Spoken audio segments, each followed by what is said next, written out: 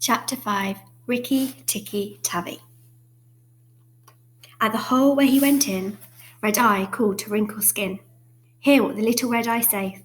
Nag, come up and dance with death. Eye to eye and head to head. Keep the measure, Nag. This shall end when one is dead. At thy pleasure, Nag. Turn for turn and twist for twist. Run and hide thee, Nag. Ha! The hooded death has missed. Woe betide thee, Nag. This is the story of the great war that Rikki Tikki Tavi fought single-handed through the bathrooms of the big bungalow in Seguri Cantonment. Dazar, the tailor bird, helped him, and Chukandra, the muskrat, who never comes out in the middle of the floor, but always creeps round by the wall, gave him advice. But Rikki Tikki did the real fighting. He was a mongoose, rather like a little cat in his fur and his tail, but quite like a weasel in his head and his habits.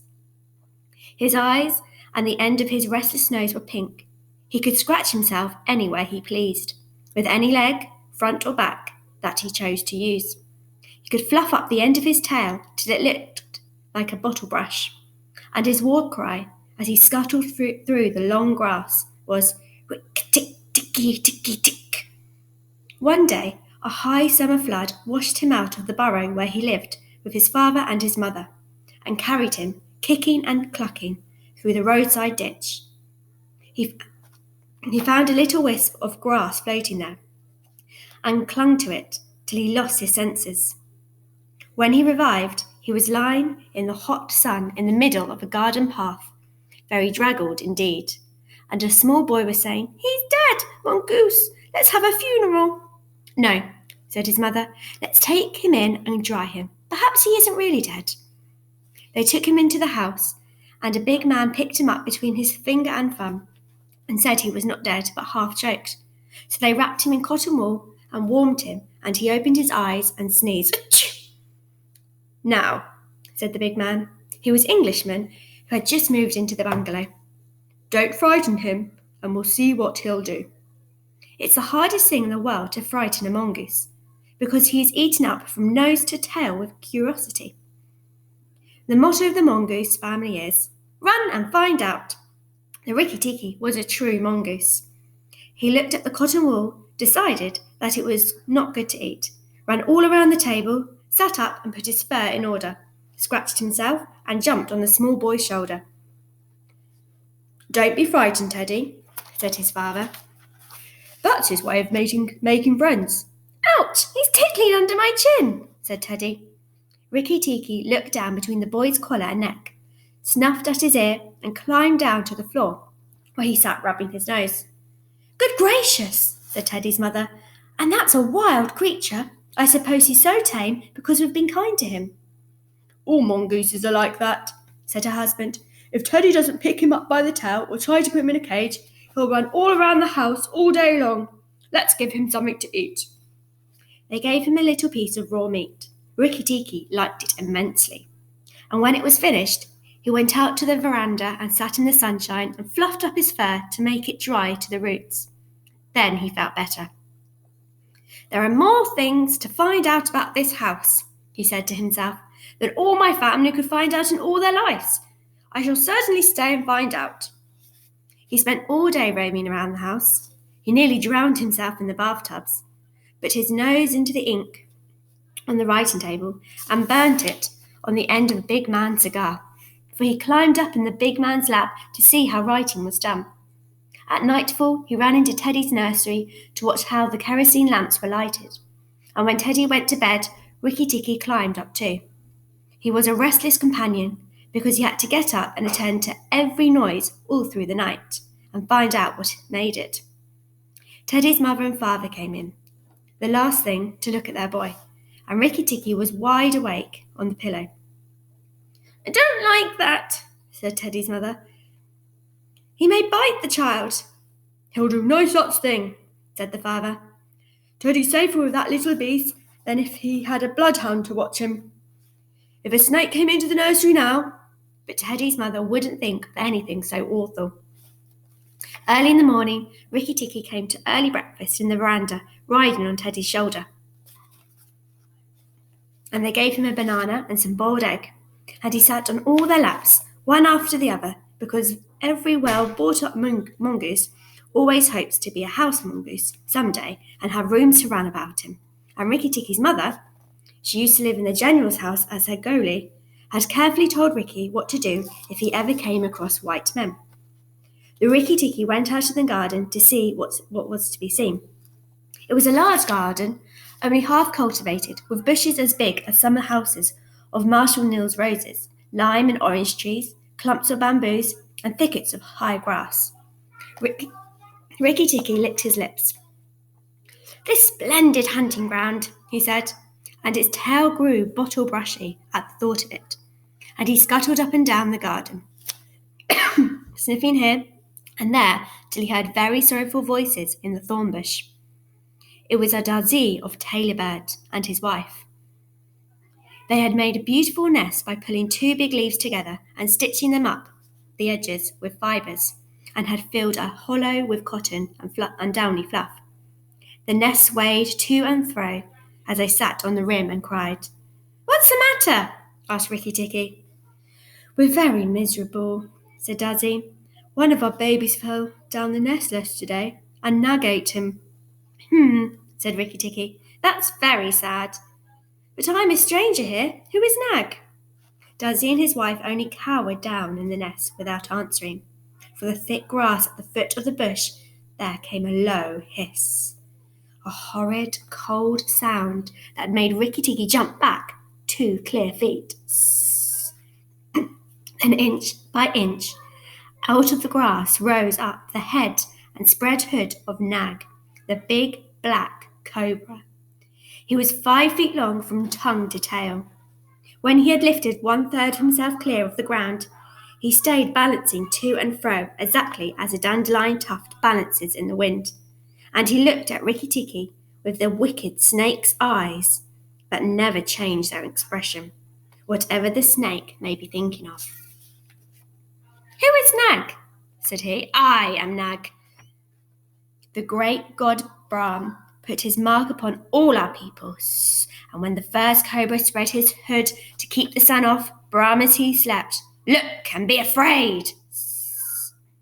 He spread his hood more than ever, and Rikki Tikki saw a spectacle mark on the back of it that looks exactly like the eye part of a hook and eye fastening. He was afraid for the minute, but it is impossible for a mongoose to stay frightened for any length of time, and though Rikki Tikki had never met a cobra before, his mother had fed him on dead ones, and he knew that all grown mongooses' business in life was to fight and eat snakes. Nag knew that too, and the bottom of his cold heart, he was afraid. "Well," said Rikki Tikki, and his tail began to fluff up again. "Marks or no marks, do you think it is right for you to eat fledglings out of a nest?" Nag was thinking to himself, and watching the least little movement in the grass behind Rikki Tikki. He knew that mongooses in the garden meant death sooner or later for his family, but he wanted to get Rikki Tikki off his guard, so he dropped his head a little and put it on one side. "Let us talk," he said. "You eat eggs. Why should I not eat birds?" "Behind you! Look behind you!" sang Darzee. Rikki Tikki knew better than to waste time in staring. He jumped up in the air as high as he could go, and just under him was the head of Nagina, Nag's wicked wife. She crept up behind him as he was talking to make an end of him, and he heard her savage hiss as the stroke missed. He came down across her back, and if he had been an old mongoose, he would have known that then was the time to break her back with one bite. But he was afraid of the terrible lashing return stroke of the cobra.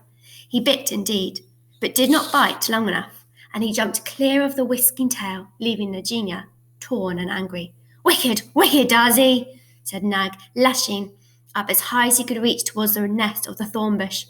But Darzee had built it out of reach of snakes, and it only swayed to and fro.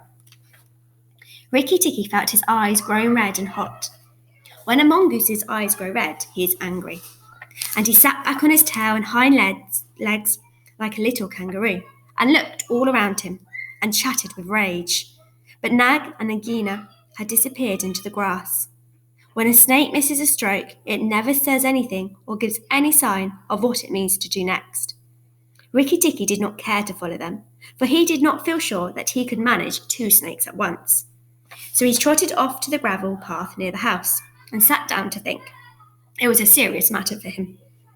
If you read the old books of natural history, you will find that they say that when the mongoose fights the snake and happens to get bitten, he runs off and eats some herb that cures him. That is not true. The victory is only a matter of quickness of eye and quickness of foot. Snakes blow against mongooses jump. And as no eye can follow the motion of a snake's head when it strikes, that makes things much more wonderful than any magic herb. Rikki Tikki knew he was a young mongoose, and it made him all the more pleased to think that he had managed to escape the blow from behind. It gave him more confidence in himself, and when Teddy came running down the path, Rikki Tikki was ready to be petted. But just as Teddy was swooping, something flinched a little in the dust, and a tiny voice said, "Be careful, I am deaf." It was correct, the dusty brown snakeling that lies for choice on the dusty earth, and his bite is as dangerous as the cobra's. But he is so small that nobody thinks of him, and so he does the more harm to people. Rikki Tikki's eyes grew red again, and he danced up to Karate with a peculiar rocking, swaying motion that he had inherited from his family. It looks very funny, but it is so perfectly balanced at gait that you can fly off from it at any angle you please. And in dealing with snakes, this is an advantage. If Rikki Tikki had only known, he was doing much more dangerous thing than fighting Nag, for Karate is so small and can turn so quickly that unless Rikki bit him close to the back of the head, he would get the return stroke of his eye or lip. But Rikki did not know. His eyes were all red, and he rocked back and forth, looking for a good place to hold. Karate struck out. Rikki jumped sideways and tried to run in, but the wicked little dusty grey head lashed within a fraction of his shoulder, and he had to jump over the body, and the head followed his heels close. Teddy shouted at the house, "Oh, look here! A mongoose is killing a snake!"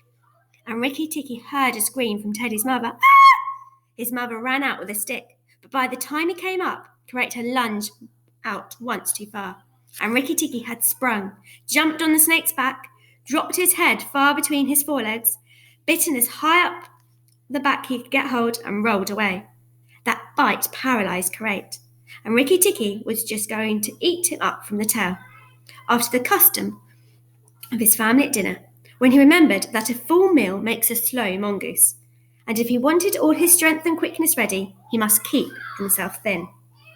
He went away for a dust bath under the castor bushes, while Teddy's father beat the dead Karate. "What is the use of that?" thought Rikki Tikki. "I've settled it all." And then Teddy's mother picked him up from the dust and hugged him, crying that he had saved Teddy from death. And Teddy's father said that he was a providence, and Teddy looked on with big, scared eyes. Rikki Tikki was rather amused at all the fuss, which, of course, he did not understand. Teddy's mother might just as well pet Teddy for playing in the dust. Rikki was thoroughly enjoying himself. That night, at dinner, walking to and fro among the wine glasses on the table, he could have stuffed himself 3 times over with nice things, but he remembered Nag and Nagina. And though it was very pleasant to be patted and petted by Teddy's mother, and to sit on Teddy's shoulder, his eyes would get red from time to time, and he would go off on his long war cry of "Rikki tick ticky tick tick." Teddy carried him off to bed, and insisted on Rikki Tikki sleeping under his chin. Rikki Tikki was too well bred to bite or scratch, but as soon as Teddy was asleep, he went off for his nightly walk around the house. And in the dark he ran up against Chuchundra, the muskrat, creeping round by the wall.